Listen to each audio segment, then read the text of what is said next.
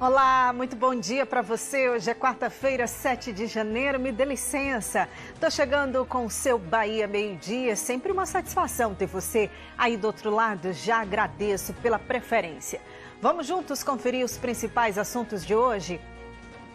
Se apresentou na delegacia um dos homens suspeitos de matar 2 amigos em Porto Seguro.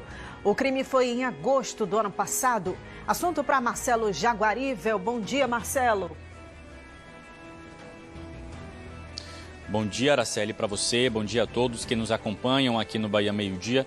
Crime de grande repercussão, não só em Porto Seguro, mas em toda a região. E acabou agora há pouco o depoimento do Erivan Ferreira de Lima, ele que é considerado um dos principais suspeitos de ter assassinado os 2 amigos em agosto do ano passado. Ele chegou acompanhado do advogado e segue agora detido na carceragem aqui da delegacia de Porto Seguro. Já já eu retorno, Araceli, com atualizações sobre o que ele disse em depoimento. O delegado responsável pelas investigações vai conversar com a gente ao vivo, mas eu já adianto, Araceli, ele confessou o crime. Volto com você.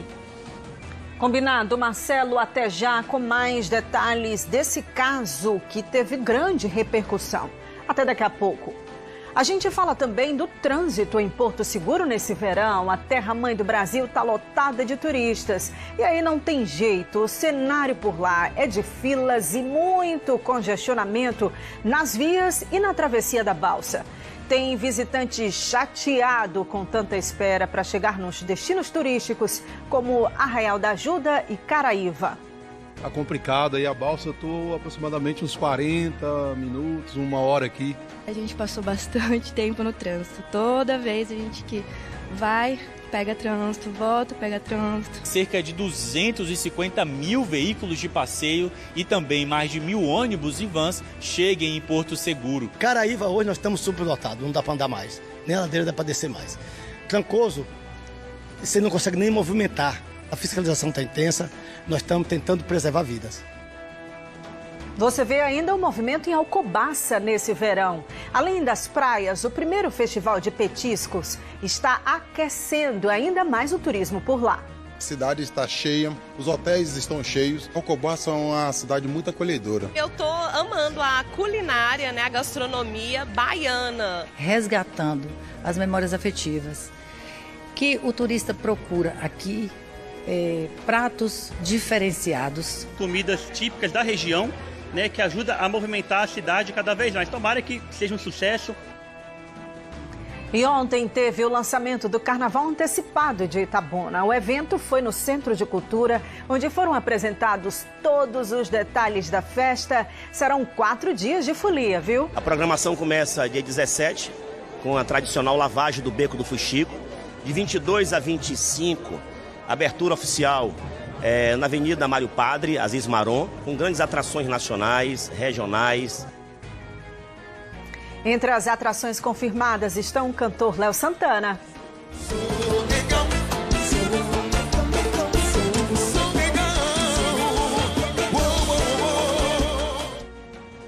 E a banda Pissirico. É tão gostoso para meu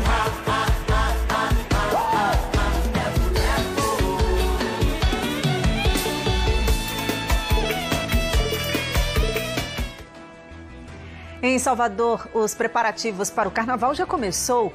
As estruturas de camarotes já estão sendo montadas nos 2 principais circuitos da capital baiana. Já estamos aqui há 20 dias trabalhando aqui nessa estrutura, onde a gente, com mais 10 dias, a gente finaliza toda a parte estrutural. Quem passa por aqui já passa sabendo que o carnaval está chegando e a gente já fica animado.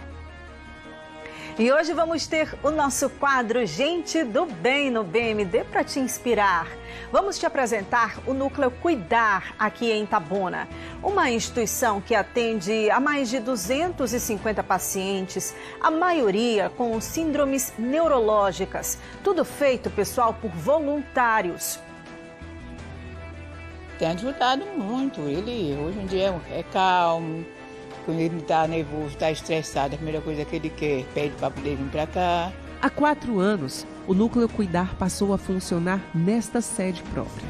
Atualmente, oferece serviços de assistência social, psicologia e psicopedagogia, fisioterapia, aulas de arte, artesanato, de dança e atende, atualmente, 258 pacientes. São pacientes neurodivergentes, outros com diferentes síndromes, deficientes físicos. 28 voluntários que ajudam a gente, do porteiro, serventes, todas as mães são voluntárias. É uma inclusão, né? A gente fica muito feliz porque a gente tem um lugar que a gente pode deixar eles, que eles possam conviver em sociedade. Não perde essa reportagem, tá joia? E eu quero te convidar para participar deste BMD.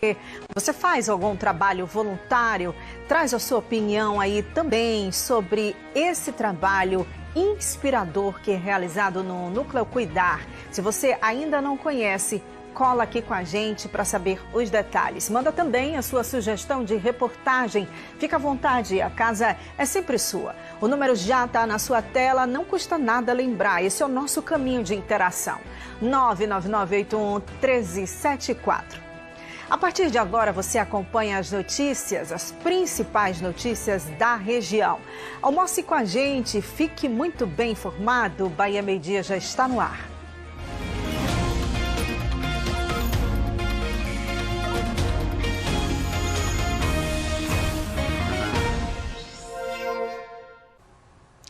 Se apresentou hoje na delegacia de Porto Seguro um dos homens acusados de matar 2 amigos. O duplo homicídio aconteceu em agosto do ano passado. A gente trouxe esse caso aqui no Bahia Meio Dia e Marcelo Jaguarivel está acompanhando as atualizações, as investigações. Um homem foi preso. Marcelo está ao lado do delegado e traz os detalhes para a gente. É com você aí, Marcelo.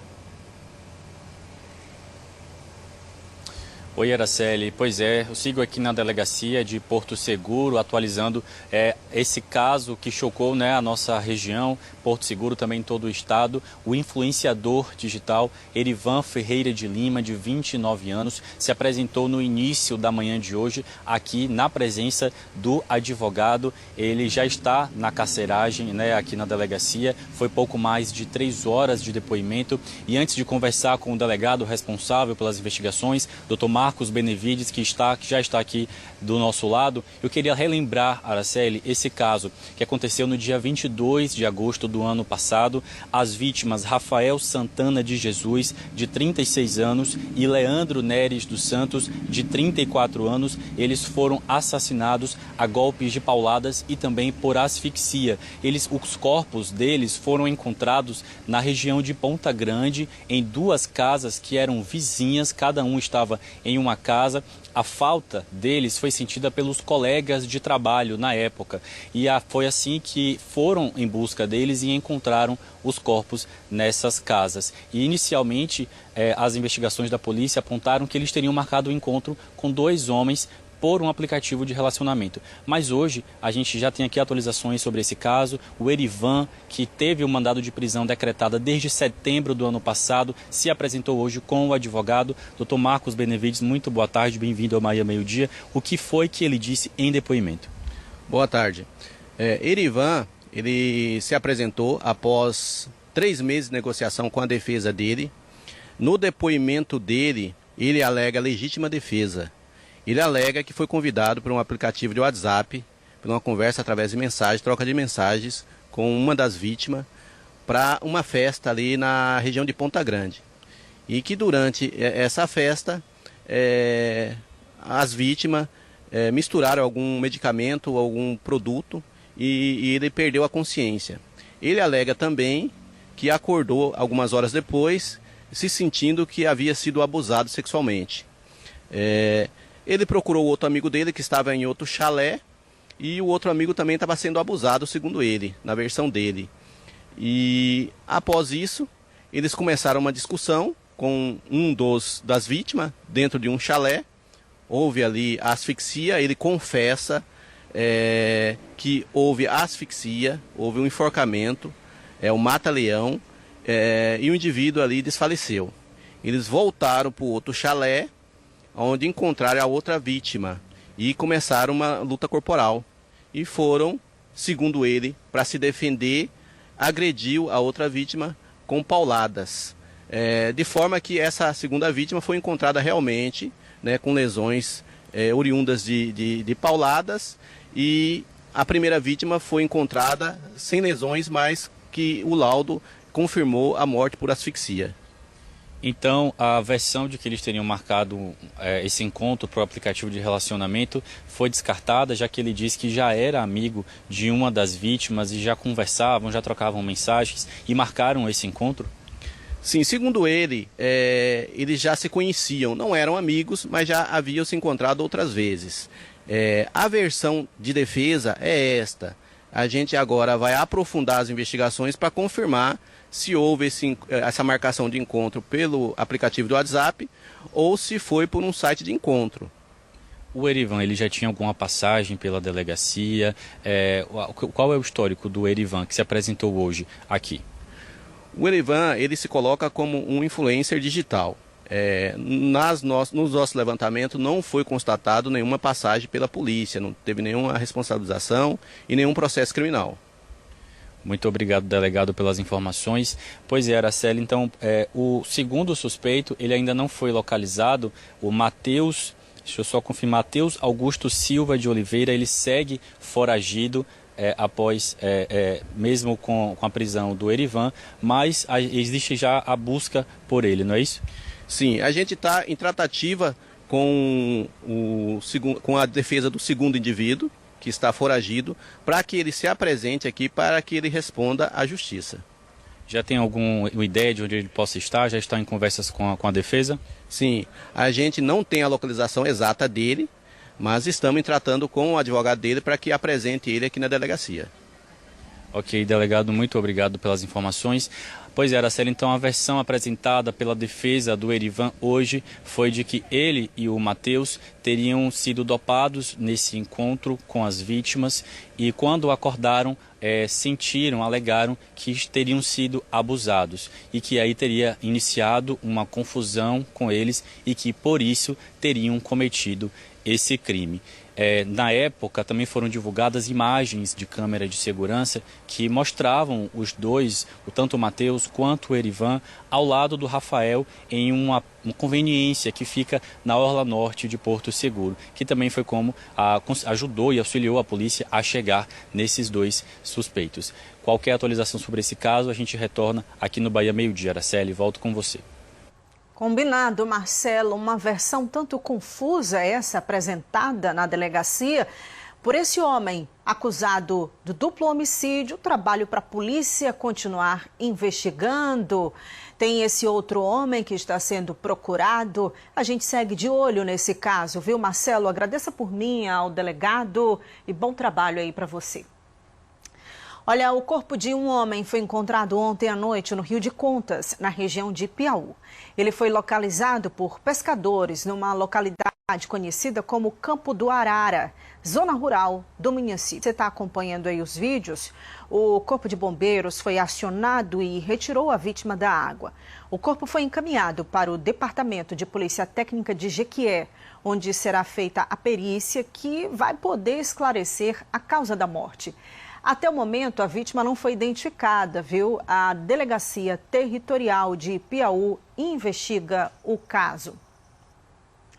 Vamos aqui no nosso portal G1 Bahia, temos informações sobre um decreto da Prefeitura de Itacaré. Você está acompanhando sobre a consumação mínima em bares e cabanas, um assunto que ganhou o Brasil desde o episódio lá em Porto de Galinhas, em Pernambuco. Olha aqui. Prefeitura de Itacaré proíbe a exigência de consumação mínima em barracas de praia. O decreto foi emitido ontem após repercussão de confusões entre turistas e comerciantes em praias brasileiras. Aqui a gente consegue entender mais sobre esse decreto que proíbe a exigência de consumação mínima em barracas de praia, quiosques e outros estabelecimentos na faixa de areia. Olha aqui mais informações. Segundo a Prefeitura, a consumação mínima é caracterizada como prática abusiva. Você está acompanhando aí no monitor esse decreto publicado ontem. Por isso, fica proibida a cobrança, viu, pela ausência de consumo condicionando-se à utilização de mesas, cadeiras, guarda-sóis, espreguiçadeiras ou outros equipamentos. Resumindo, paguei o aluguel da cadeira, da mesa, do guarda-sol, seja o que for. Se eu quiser tomar só uma água de coco, tudo bem, é direito meu. Você pode acessar aqui com calma esse decreto que está dando o que falar. Alguns cabaneiros, donos de estabelecimentos não estão satisfeitos, mas decreto é decreto. Isso é uma prática muito comum em todo o litoral brasileiro e é um problema. Muitas vezes esse cabaneiro nem deixa claro que é uma exigência. Quando o turista vai pagar a conta, toma aquele susto e é aquela confusão, como aconteceu em Pernambuco, não é? Acessa com calma esse QR Code, te traz direto para essa reportagem sobre esse decreto em Itacaré. Agora eu vou para o extremo sul do estado. Quem visita Porto Seguro nessa época do ano tem que levar, além de alegria, também paciência na bagagem. O trânsito está completamente congestionado na alta estação. Os principais acessos aos destinos turísticos da cidade, como Arraial da Ajuda, estão travados. O fluxo de veículos por lá, pessoal, deve aumentar em cerca de 400% até fevereiro. Dias ensolarados, céu azul e água do mar mais quente. Um paraíso onde todo mundo quer estar, todo mundo mesmo. A alta estação chegou com tudo em Porto Seguro e junto com ela um transtorno que se repete ano após ano. Trânsito completamente congestionado. A fila da balsa é um dos pontos mais críticos. Tá complicado aí a balsa, eu tô aproximadamente uns 40 minutos, uma hora aqui. Esperando, é bem complicado aqui, bem complicado. Vem ano, entra ano, sai ano e é a mesma coisa, não muda isso aqui. A orla ali parada como sempre, aqui não tem jeito, Porto Seguro. Eu já venho aqui há mais ou menos uns 10 anos e é sempre desse jeito. Quem vem em Porto vai a Arraial. Essa ponte aí que já tem anos e anos que falam que vão fazer essa ponte, só depende da balsa e não resolve nada. Tá a mercê, né? Essa outra turista reclama da demora para chegar aos destinos. Ela veio aproveitar a cidade desde a virada do ano, mas também tem encontrado grandes transtornos. A gente passou bastante tempo no trânsito. Toda vez a gente que vai, pega trânsito, volta, pega trânsito. Mas assim, às vezes acaba compensando, né? Que aí as praias são muito boas, mas é bem complicado mesmo. No centro, o cenário se repete. Muitos carros parados aguardando o trânsito fluir. Na Orla Norte, o trajeto para a praia também ficou mais distante.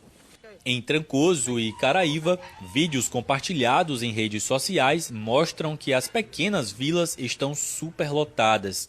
Esse fluxo intenso no trânsito está apenas começando. De acordo com a Portran, a expectativa é de que até fevereiro, cerca de 250 mil veículos de passeio e também mais de 1.000 ônibus e vans cheguem em Porto Seguro, um aumento de 400% a mais em comparação ao fluxo comum.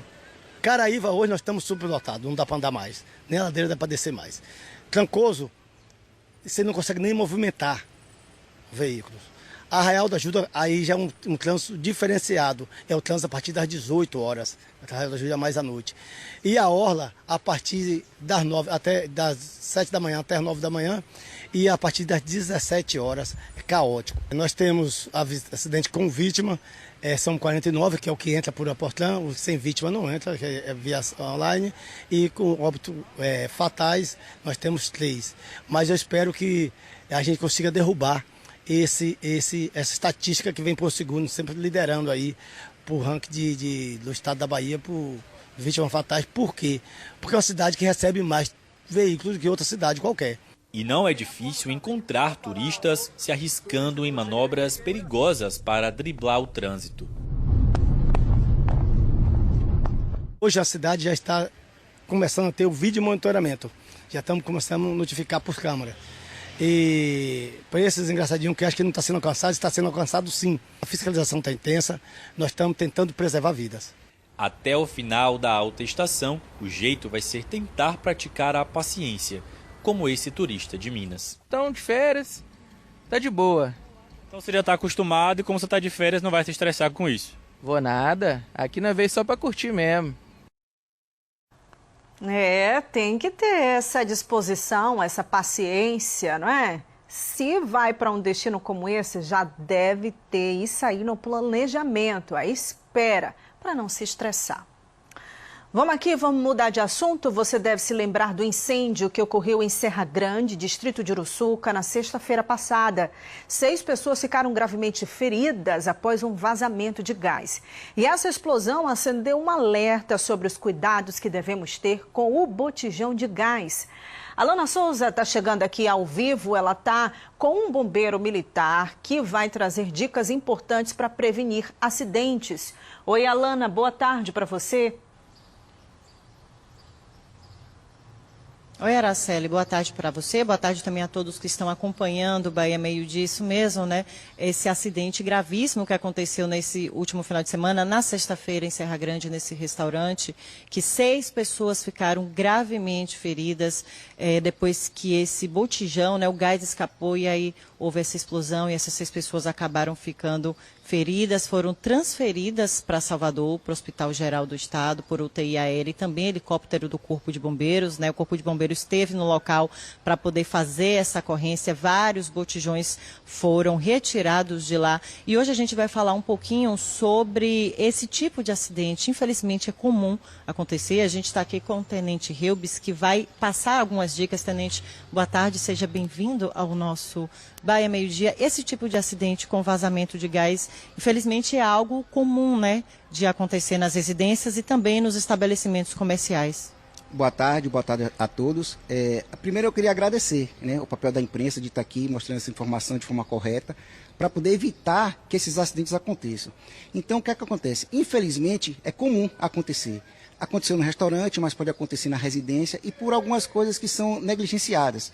Então a gente pode falar aí de observar a validade do registro, observar a validade da mangueira, observar a forma como esse botijão de gás é acondicionado. Então ele jamais deve ficar em um ambiente confinado.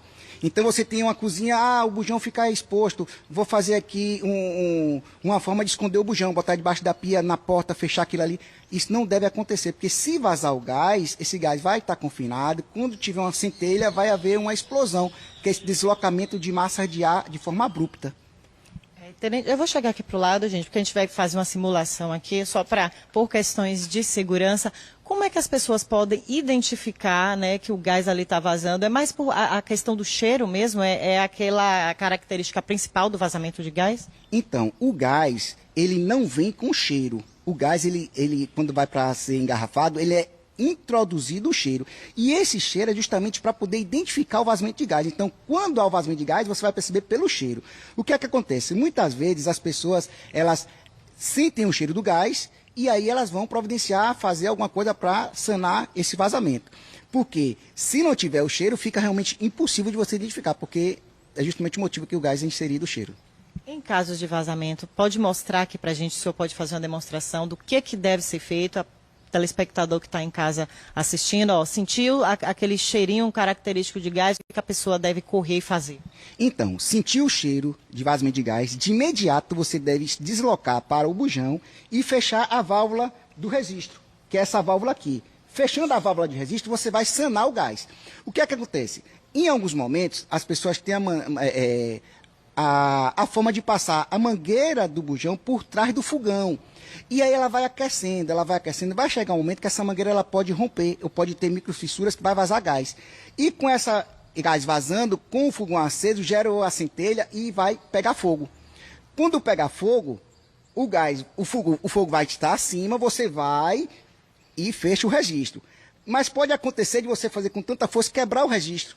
Aí você tem que utilizar uma técnica que nós treinamos para fazer. Então eu não aconselho ninguém estar fazendo isso, tá? Nós treinamos, uma pessoa treinada vai chegar lá e vai botar o dedo e vai sanar o vazamento de gás, que nós podemos demonstrar aqui para vocês ao vivo. Pronto. Vamos ver então essa demonstração aí ao vivo.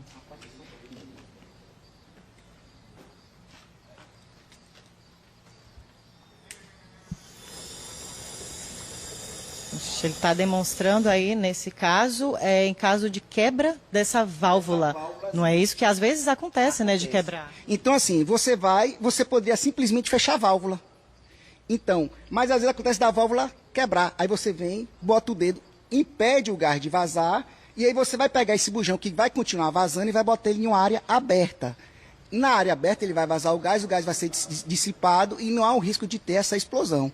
Então, a explosão, só esclarecer, né, o deslocamento de massa de ar de forma abrupta. Pode acontecer a explosão com fogo e pode acontecer a explosão sem o fogo.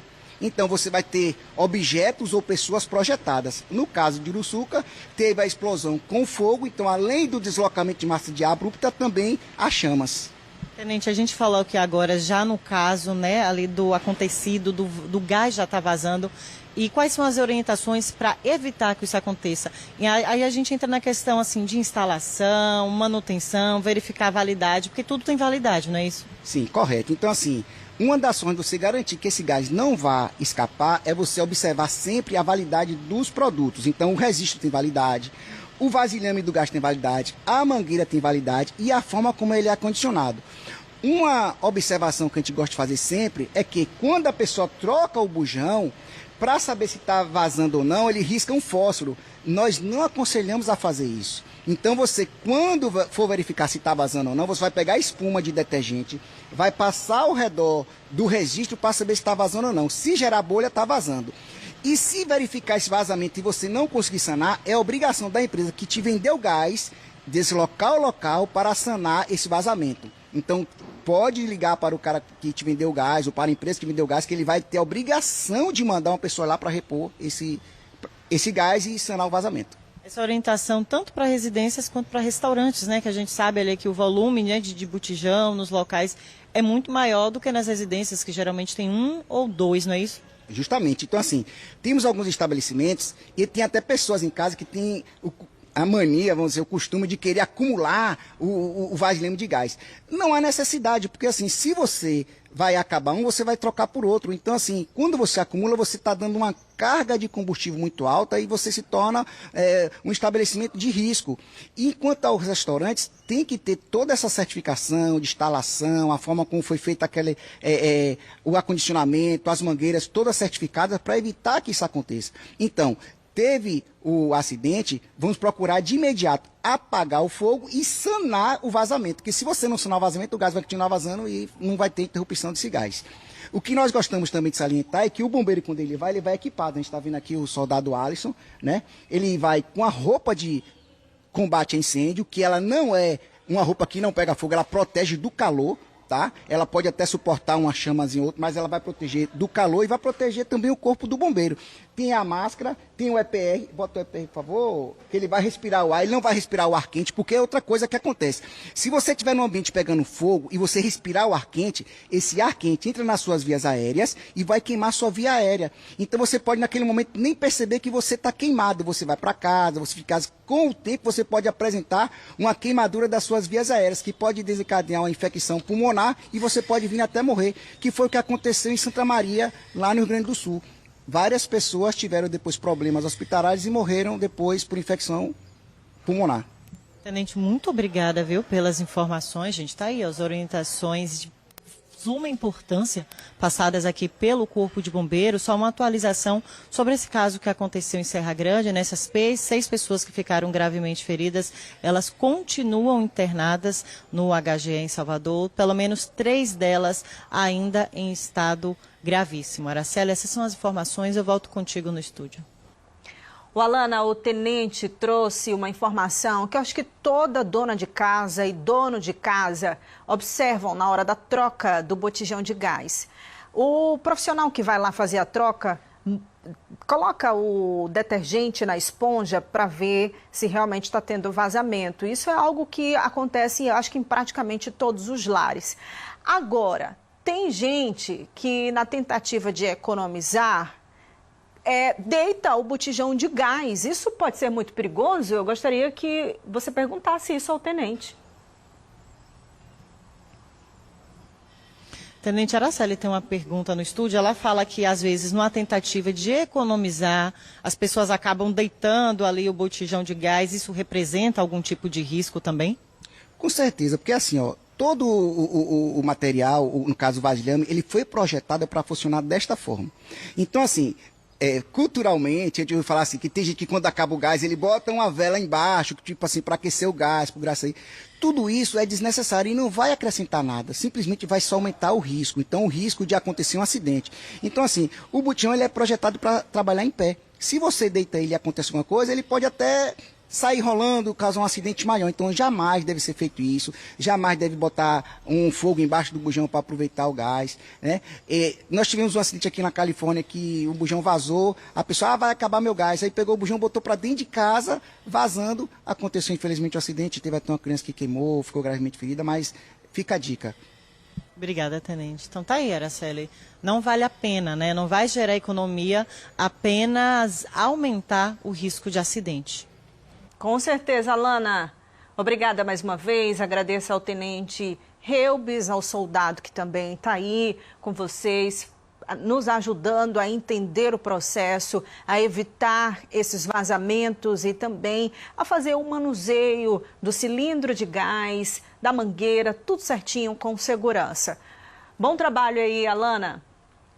Olha, uma mulher foi flagrada tentando entrar com drogas no conjunto penal de Eunápolis. O caso aconteceu no momento da revista feita com o Bodyscan, que é um equipamento de escaneamento corporal usado nas unidades prisionais da Bahia. Os policiais perceberam irregularidades, vejam aí, na imagem da visitante, que é companheira de um interno. Essas imagens indicavam a presença de um objeto cilíndrico na região íntima da visitante. A gente nem consegue ver direito, não é? Mas o fato é que esse exame identificou tudo. Ao ser questionada pela polícia, a mulher entregou espontaneamente o material que continha maconha e cocaína embaladas juntas com uma fita preta. Está vendo aí na imagem, não é? Segundo as investigações da polícia, a droga teria sido levada pela visitante, como eu disse, a pedido do detento, o companheiro dela. A mulher e o companheiro foram levados à delegacia de polícia de Eunápolis. Essa droga aí estava presa com uma fita. A gente vê algumas situações ainda mais perigosas de mulheres que ingerem a droga, ficam armazenadas ali no estômago. É um desespero muito grande. A gente não sabe o contexto dessa mulher que tentou driblar aí a segurança do presídio de Eunápolis para entrar com essa droga. O fato é que agora ela vai responder na justiça. Quero te convidar agora para interagir. Hora da sua participação aqui no Bahia Meio Dia. Você já mandou a sua mensagem? O número já está aí na sua tela. Já chegaram algumas mensagens e a gente vai compartilhar agora com você. Deixa eu seguir na ordem. Vamos seguir a fila das mensagens que foram chegando para nossa redação. Nossa produção foi selecionando e a gente começa com a Ana Clara de Eunápolis. Quero mandar um abraço especial para minha mãe Bianca. Ela ama acompanhar você no BMD. Assiste todos os dias e não perde um programa. Você faz parte da rotina dela e é um privilégio para mim, viu? Quando eu encontro as pessoas na rua e tem esse carinho, é muito, muito bom. Um beijo, viu, Bianca? Obrigada, Ana Clara, pela participação. Jaqueline de Gandu, gostaria que mandasse um feliz aniversário para o meu pai, Manuel de Porto Seguro. Ele está sempre ligado, assistindo. Ontem foi o aniversário dele e a gente te deseja muita paz e saúde, viu, Manuel? Um abraço para todos vocês de Gandu. Manda um alô para Jorge Miguel de Ilhéus, ele assiste jornal todos os dias. Fico feliz, seu Jorge Miguel, pela companhia diária. Um abraço para o senhor. Obrigada, Jussiara. Essa fofura foi o Henrique que mandou pra gente. Minha irmãzinha, visitando uma das cidades mais bonitas da Bahia, Trancoso. Um cheiro nessa fofa. Obrigada, Henrique de Camamu. Simone de Ilhéus, eu e família curtindo um dia de passeio no Rio do Engenho. Que bacana, Simone. Foto linda. Esse passeio aí eu quero fazer também, viu? Um abraço para vocês. Seguindo com a Ludmila de Teixeira de Freitas, quero parabenizar minha mãe Célia, minha rainha, que Deus abençoe sempre, que essa data possa se repetir várias vezes, que tudo de bom aconteça em nossa vida. Te amo muito. Um abraço para você, Célia, muita paz e muita saúde.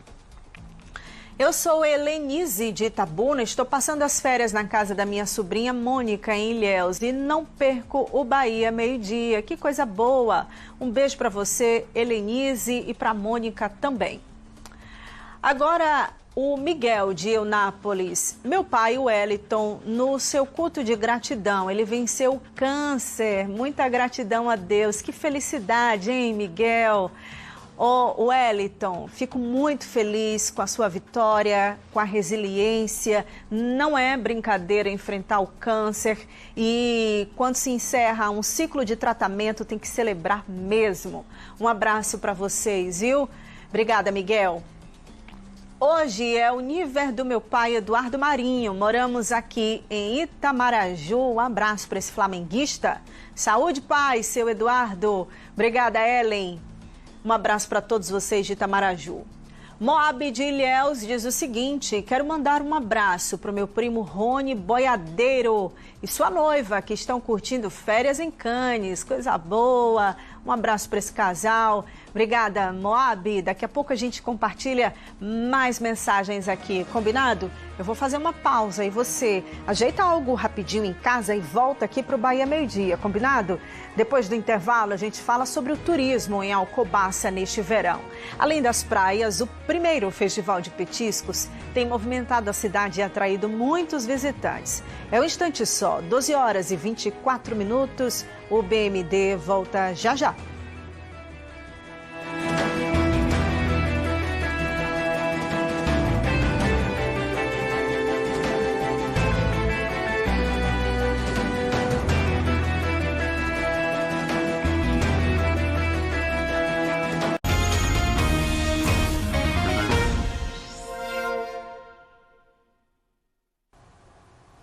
Foi liberado do Departamento de Polícia Técnica de Ilhéus o corpo de Aloan Santos Lima.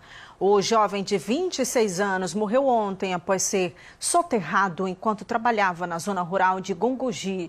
Segundo informações da polícia, Aloan descarregava uma carga de grãos quando caiu em um buraco e acabou sendo coberto pelo material.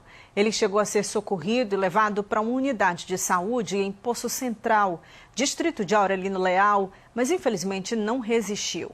O Ministério Público do Trabalho informou que vai apurar as circunstâncias do acidente e deve instaurar um inquérito para investigar o caso. Alcobaça, no extremo sul do estado, é um dos principais destinos turísticos da Costa das Baleias. Pessoas de vários estados e de cidades vizinhas lotam as praias nessa época do ano. Além das belezas naturais, está rolando por lá o primeiro Festival de Petiscos, que deve aquecer ainda mais o turismo. Vamos conferir na reportagem de Alisson Andrade. Durante o dia, a praia fica lotada e o sol atrai turistas que aproveitam o verão. Nessa época do ano, Alcobaça recebe muitos visitantes. São turistas de cidades vizinhas e de outros estados, como Minas Gerais, Espírito Santo e Goiás. Manuela veio da capital mineira e diz estar aproveitando bastante o passeio. Eu vim a passeio com a minha família, aí toda noite a gente vem pra cá, pra pracinha, aí a gente passeia por aqui. Muito gostoso aqui. Na alta estação, o setor hoteleiro fica aquecido. A cidade possui cerca de 36 hotéis. São em média 1.200 leitos, incluindo também as pousadas e casas de praia.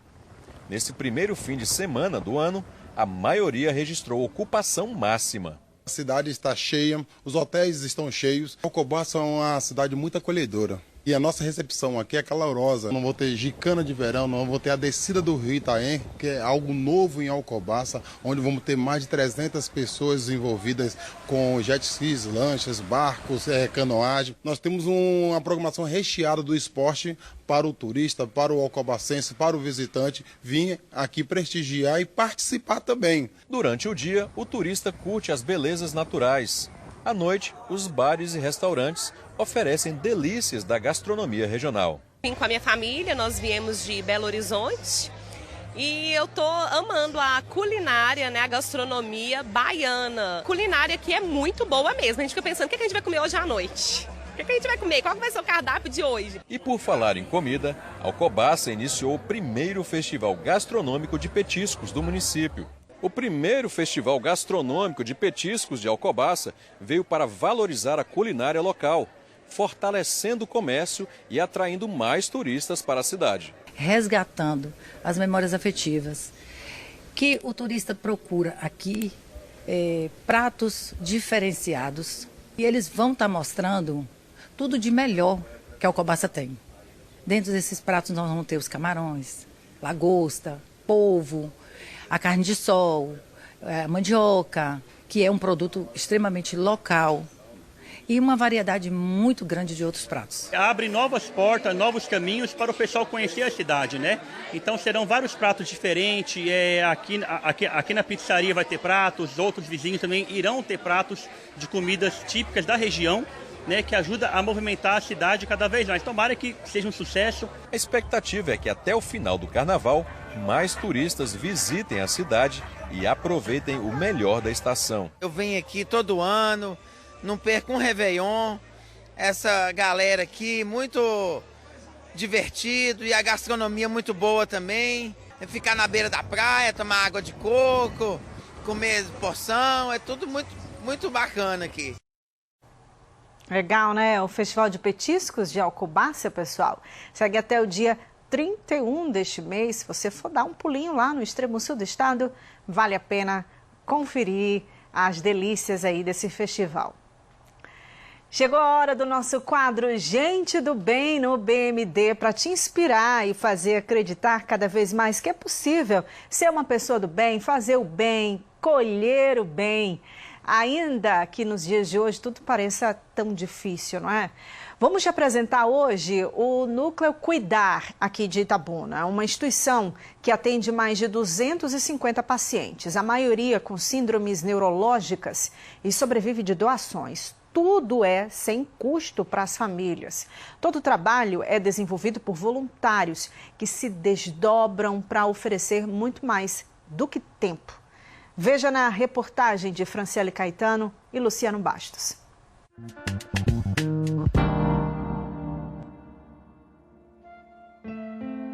A história de hoje começa com 3 nomes: Anthony, Diego e Elizabeth. Eles nasceram saudáveis, encheram a casa de alegria. Mas por volta dos 4 anos de idade, a família começou a perceber sinais, movimentos que mudavam, palavras que se apagavam, um silêncio que crescia. Foi quando veio o diagnóstico, mucopolissacaridose, uma doença neurológica rara, progressiva, que aos poucos foi levando cada um deles. Mas antes de partirem, Cláudia teve a ideia de criar um grupo com outras mães, com filhos com algum tipo de deficiência que tinham as mesmas dificuldades que ela. Nós descobrimos que algumas famílias, as crianças não tinham vida social. E aí nós começamos a fazer festa do Dia das Mães, festa do Dia das Crianças, quadrilha junina de cadeirantes, porque não existia. Então nós começamos esse trabalho, nós trocamos a dor pelo amor, o amor ao próximo, a ajudar. E quando a Elizabeth faleceu, a minha terceira filha, que morreu com 17 anos, aí foi que nós decidimos que ia transformar a reunião de famílias, que a gente se reunia na rua, aqui em Itabuna, nós iríamos transformar em um centro de atendimento. Começamos a lutar, a ir para as sinaleiras, a fazer bingo, rifa, balaio, ajuda do Ministério Público do Trabalho e outros órgãos, clubes de serviços, para ajudar a gente a construir, né? Começamos na primeira casa, era bem pequenininha, na Mangabinha. Era vocês a casa? Não, era aluguel, quem pagava esse aluguel na época era uma empresa de saúde. E depois que a empresa de saúde passou a ser nacional, nós alugamos uma nova casa e começamos a pagar com esses eventos que a gente criava. Há 4 anos, o Núcleo Cuidar passou a funcionar nesta sede própria. Atualmente, oferece serviços de assistência social, psicologia e psicopedagogia, fisioterapia, aulas de arte, artesanato, de dança e atende, atualmente, 258 pacientes, entre crianças e idosos.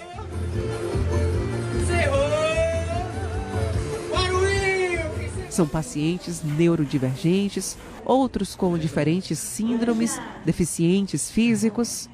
Lennox Gastaut, Arnold Chiara, Miele Nigocelli, os idosos que têm mal de Alzheimer. Os demais são paralisia cerebral, autismo. Um deles é Itan. Ele tem 11 anos e há 2 é acompanhado pelo Núcleo Cuidar. Segundo a mãe, antes de chegar aqui, ele não falava e tinha muitas dificuldades. TDAH, a deficiência intelectual leve e aí a questão da fala, que é a apraxia da fala. Ele melhorou bastante na escola, então ele desenvolveu muito aqui. Entendeu? Fala pra gente, o que você gosta de fazer aqui? Brincar o Lego, estudar e pintar tinta. Já Bruno não fala, mas utiliza as mãos para se expressar. Atento, com paciência, por meio dos traços de cada desenho, ele se acalma e encontra o seu mundo. Bruno tem 28 anos e faz parte do núcleo há 13, mas nem sempre foi tranquilo como está agora. Tem ajudado muito. Ele hoje em dia é calmo. Quando ele está nervoso, está estressado, a primeira coisa que ele quer, pede para poder vir para cá. Ele já faz os desenhos dele, a pintura dele. E aqui é a vida dele, é o mundo que ele se acha bem aqui. Dona Helena, Beatriz são acompanhantes, mas também ajudam como voluntárias. São elas que ajudam na sala de aula, são elas que são monitoras junto com os profissionais da educação. Elas fazem o papel de monitoras, que é um trabalho belíssimo. 28 voluntários que ajudam a gente, do porteiro, serventes. Todas as mães são voluntárias, porque nós não temos o pessoal de apoio. O pessoal de apoio são as mães que nos ajudam a fazer a limpeza. Temos as pessoas que nos ajudam na parte da cultura, na parte da educação, médico voluntário, nós temos psicólogos voluntários. Então, assim, a gente tem uma boa equipe de pessoas voluntárias. Da prefeitura, hoje, nós temos 4. Albérico é voluntário e ajuda desde a criação do núcleo. Eu sou de Canavieiras, moro aqui em Itabuna já há mais de 30 anos. E através de uma amiga que tinha um filhinho especial aqui, eu fui convidado para brincar. Então, eu ia sempre, assim, às quinta-feiras, ver o que é que movimenta as crianças. E disso aí me tocou e que praticamente desde o início que eu estou aqui. Então aqui eu faço tudo o que é possível para ajudar o núcleo, porque isso é um trabalho muito gratificante, principalmente quando a gente vê o sorriso de uma criança. Eu faço a parte de telemarketing, ligo, peço ajuda e é aqui, viu, menina? Para o povo ajudar. E é isso que a gente faz, o voluntariado. O que precisa, nós estamos de mãos aberta para poder fazer, para ajudar. Alessandro dá aula de danças com a esposa. Oportunidade que, se não fosse dada pelo núcleo, esses pacientes certamente não teriam como fazer lá fora. Já está mais do que confirmado que a dança faz bem para a mente, faz bem para o corpo, faz bem para o coração, né? Toda sexta-feira a gente está fazendo esse trabalho aqui com eles. Coisa de cinema. Por causa desse incentivo, a quadrilha de cadeirantes formada por paciente lá do núcleo já ganhou até prêmio. O núcleo desenvolvia diversas atividades culturais e que não tinha esse reconhecimento, que as pessoas às vezes não percebiam. Por exemplo, a quadrilha junina, foi quando desde o início do Núcleo Cuidar, há 21 anos, a quadrilha junina chama Amigo do Cuidar. É uma das quadrilhas juninas do Brasil, que poucas pessoas sabem que existe. Damas e cavaleiros ao centro.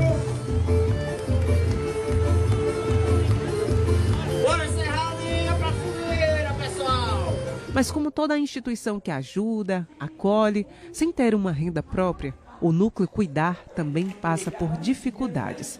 Este prédio já foi arrombado mais de 90 vezes, sem contar as inúmeras despesas que surgem ao longo de cada dia. Quem vive de doação é difícil, muito difícil. E assim veio a pandemia, muita gente que ajudava a gente faleceu, veio a enchente, que também perdemos todos os nossos equipamentos, que nós temos um espaço no Sarinha e cobriu a água, perdemos tudo que tinha lá. E sem contar, né, os arrombamentos. Já passamos por 98 arrombamentos aqui no Núcleo Cuidar. 98 arrombamentos.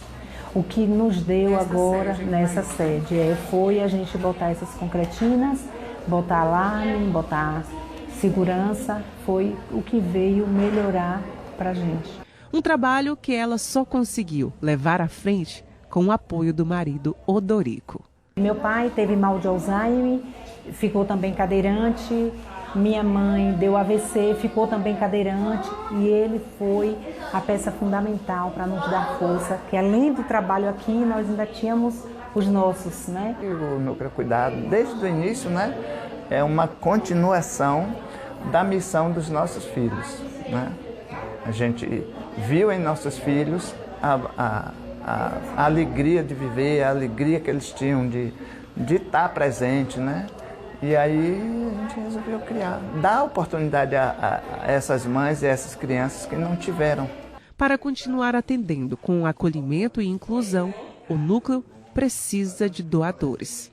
Não é só suporte na parte escolar, é suporte de comida, ajuda de custo para as mães, entendeu? E continuamos precisando de muita ajuda, porque ele faz um serviço essencial para a comunidade, contínuo. O que Cláudia e Odorico construíram aqui não é apenas um serviço, é um santuário de afeto, nascido da perda, sustentado pela coragem, dedicado à vida.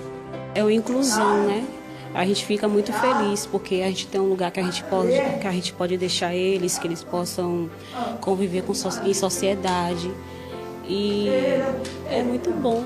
A gente tem que ampliar isso. O voluntariado é muito importante, é quem faz desenvolver os trabalhos do núcleo. Então você que está em casa, você que quer vir participar, venha. O que você sonha para o futuro hoje do Núcleo Cuidar? Que as autoridades vejam o Núcleo Cuidar, nos ajude com a parceria para ampliar nossos professores, que a gente ampliar os nossos espaços, que nos ajude nessa construção do espaço de esporte, para que o Núcleo Cuidar seja um espaço onde as crianças, hoje já é assim, que eles chegam já não querem ir para casa, né? Então isso assim me enche meu coração de alegria, porque eu vejo meus filhos neles.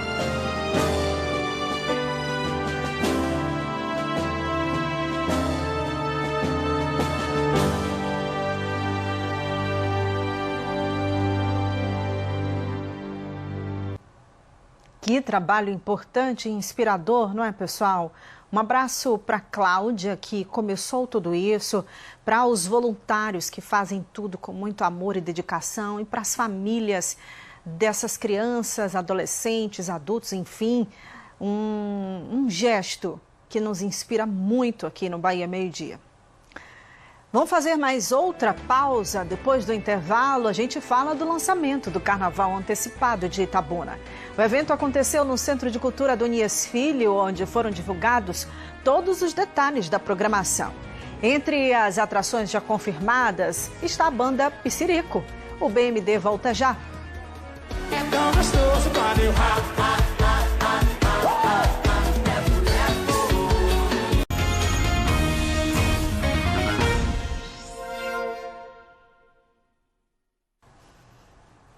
12 horas e 45 minutos, um jovem de 19 anos morreu depois de cair em um córrego em Prado. De acordo com as investigações da polícia, Ismael Araújo de Jesus estava atravessando uma ponte numa bicicleta no bairro São Brás, quando se desequilibrou e caiu na água. O corpo do jovem foi encaminhado para o Departamento de Polícia Técnica de Itamaraju, onde será realizada a perícia que vai apontar de fato a causa da morte. Lamentamos, que fatalidade, não é? Olha, ontem teve o lançamento do Carnaval Antecipado de Itabuna. O evento foi no Centro de Cultura Adonias Filho e a Prefeitura também apresentou um calendário com os principais eventos que serão realizados ao longo deste ano na cidade. Uma noite de festa e muita alegria. Quem foi até o Centro de Cultura teve uma amostra do que vem por aí nas próximas festas de Itabuna.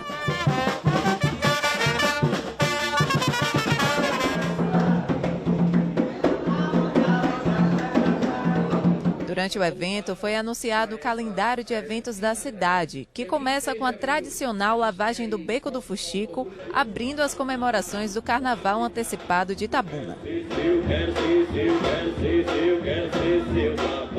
A programação começa dia 17, com a tradicional lavagem do Beco do Fuxico.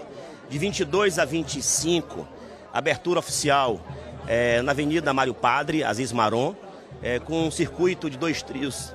Os trios dando a volta em 2 momentos, né? São mais de 8 trios, com grandes atrações nacionais, regionais, estaduais. Isso movimenta a atividade econômica, aquece o comércio, a hotelaria. Isso gera dividendos econômicos. Então, pensar em uma festa como essa é pensar no povo de Itabuna. Olha, é uma grande importância porque o nosso povo é um povo hospitaleiro, sobretudo carnavalesco. Então a gente fica muito feliz com esse projeto que está dando certo. O carnaval é uma festa eminentemente baiana. Está nas 13 zonas turísticas do estado.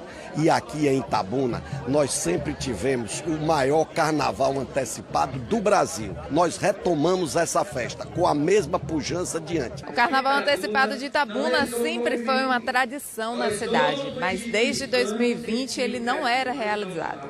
Para essa retomada, a Prefeitura apostou em grandes nomes para animar os 4 dias de festa. Entre as principais atrações, Léo Santana, Chão de Harmonia, quando subir a maré, vou falar pro meu amor. É quando subir a maré, samba prego duro já chegou. E Piscirico. É tão gostoso quando eu E para a festa, a Polícia Militar vai contar com um reforço no efetivo. O maior efetivo que já tivemos nas festas de Itabuna. No Itapedro foram 200 policiais. Teremos aqui no Carnaval de Itabuna 400 policiais por dia, 20 viaturas extras. Então a Polícia Militar pronta. Teremos também vídeo monitoramento, reconhecimento facial, o mesmo padrão do Itapedro que fazemos com excelência. A Prefeitura também anunciou o evento para os povos de terreiro, que vai contar com a apresentação de Mariene de Castro. sou apenas como um soluçar de dor. Em um tempo muito antigo nós já tivemos algumas manifestações nesse sentido e esse ano vai ser um ano de vitória, porque vai ser no mesmo moldes das outras festas religiosas que acontecem. E os povos e comunidades tradicionais de terreiro, a gente traz uma carga histórica, uma carga cultural, religiosa também, a gente não dissocia uma coisa da outra. E esse ano, no dia 31 de janeiro, agora desse mês, a gente vai estar com a celebração, todos os povos e comunidades tradicionais de terreiro, que são 43 na cidade de Itabuna. Então Itabuna, ela se desponta na frente com uma festa nesse nível, nesse porte, e então todo mundo convidado. Confere outras atrações comigo que já foram confirmadas pela Prefeitura de Itabuna para esse carnaval antecipado. Vejam aqui, eu vou ler algumas, tá?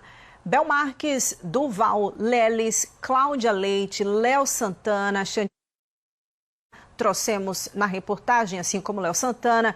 Vai ter também, Timbalada, Tony Salles, Vitor Fernandes, Tiago Aquino. Mais embaixo a gente vê aí Filhos de Jorge, tem também Araqueto, muita banda nacional e regional, pessoal. Você pode conferir tudo com calma. Todas essas atrações já confirmadas pela Prefeitura de Itabuna no Carnaval Antecipado nas redes sociais aí da Prefeitura. Você confere com calma e já vai se programando para essa festa. A Prefeitura de Itabuna informou que a Praça Hélio Lourenço, conhecida como a Praça do Cacau, está interditada a partir de hoje para a montagem do camarote do Carnaval, viu? Com a interdição, todas as atividades esportivas realizadas na praça ficam temporariamente suspensas. Segundo a Secretaria Municipal de Esportes e Lazer, as atividades serão retomadas após o dia 2 de fevereiro, quando a estrutura do carnaval já estiver aí sido desmontada. O pessoal que gosta do futebol e tantos outros esportes que são praticados aí vão ter que dar essa parada por conta dessa montagem do camarote para o Carnaval de Itabuna. Em Salvador, o Carnaval também já está batendo na porta e as estruturas de camarote já estão sendo montadas nos principais circuitos da cidade. Na Orla, já tem espaço quase pronto. Quem pode, aproveita cada minuto do verão na Orla de Salvador. Estamos de férias, todo mundo, né? Aí tá aproveitando em família. Sai daqui tão cedo. Não, agora não. É ótimo aproveitar tudo que o mar e o verão da Bahia oferece, mas é bom também se preparar. Novas estruturas estão tomando conta da Orla de Salvador. É, amigo, Carnaval tá logo ali. Sou fã dessa festa que atrai o mundo para aqui, né? Salvador tá de parabéns, eu gosto muito daqui. Então você vai estar aqui no Carnaval? Vou estar aqui no Carnaval. Da Barra Ondina, os camarotes já ocupam seus espaços. Alguns começaram a ser montados no dia 15 de dezembro. São 45 dias até tudo ficar pronto para o Carnaval. Esse deve empregar entre 200 e 250 pessoas, de forma direta. A estrutura fica num espaço privilegiado. É o primeiro logo depois do Morro do Cristo. Tem 115 metros aí de frente, né? Então você consegue, inclusive, até democratizar que todas as pessoas praticamente que estão no camarote, ela possa assistir não perde nenhum ponto aqui do que está acontecendo na rua. Esse outro camarote investe no conforto. A área de shows é climatizada. A estrutura recebe até 3.000 pessoas por dia. Já estamos aqui há 20 dias trabalhando aqui nessa estrutura, onde a gente, com mais 10 dias, a gente finaliza toda a parte estrutural e a gente passa para a cenografia. O Carnaval esse ano é um pouco mais cedo do que foi no ano passado. Começa dia 12 de fevereiro. Segundo dados da Prefeitura, no ano passado, Salvador recebeu cerca de 1 milhão de turistas no Carnaval. A expectativa é superar esses números. Só na rede hoteleira, a taxa média de ocupação deve ficar em 80%. Um clima de festa que, para muita gente, já começou. A gente já fica com o calorzinho no coração, porque o verão em Salvador já convida para o Carnaval. Quem passa por aqui já passa sabendo que o Carnaval está chegando e a gente já fica animado, com certeza. Já estou sentindo o clima de Carnaval, com essa montagem de camarote aí. O clima das pessoas aqui, a praia, tudo, eu estou curtindo já. O sorriso já é outro? É outro. Quando chega aqui na Bahia, não tem como, o sorriso é outro. Itaparica, lá na região da capital baiana, né, uma ilha lá na Baía de Todos os Santos, celebra hoje os 203 anos da independência. A data reúne moradores e turistas em atos cívicos, religiosos e culturais no centro histórico. Tarsila Alvarindo tem os detalhes. Neste dia 7 de janeiro, Itaparica comemora a sua independência, fruto de uma batalha que aconteceu aqui e que deu origem à independência do Brasil na Bahia. Foi aqui onde tudo começou, com a participação de Maria Filipa, João das Botas e todos os outros que lutaram nos mares da Baía de Todos os Santos pela independência da Bahia. E o primeiro lugar onde tudo aconteceu foi aqui. Então, por isso que hoje, dia 7 de janeiro, é celebrada esta data, a data da independência da ilha de Itaparica. Mais cedo aconteceu o hasteamento das bandeiras. Agora acontece a missa solene e ao longo do dia uma programação extensa e que vai até o dia 11 de janeiro com diversas atrações musicais. Às 16 horas a gente tem a puxada do carro do caboclo e depois da puxada a gente tem um Tedeum, que é na Igreja do Santíssimo Sacramento, né? O padre reúne os caboclos e as autoridades para fazer uma cerimônia. E de lá, a gente tem ainda a apresentação do Alto da Roubada da Rainha. O Grupo Guaranis ele faz uma apresentação na Aldeia dos Caboclos.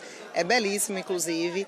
E somente quando eles encerram, aí a gente está autorizado a dar início aos shows, a parte de entretenimento da festa. Vamos até o dia 11, então tem atrações para todos os gostos desse festival. Então hoje a gente tem Maria Gadu, a gente tem Tony Garrido, nós temos Luiz Caldas também, então tá bem eclético. Então nesses dias todos tem Baiana System, tem Carlinhos Brown, tem Olodum, tem Ludmilla, tem Unha Pintada, então tem programação para todos os gostos, tá todo mundo convidado para vir curtir aqui esse calendário de verão em Itaparica nos festejos da Independência.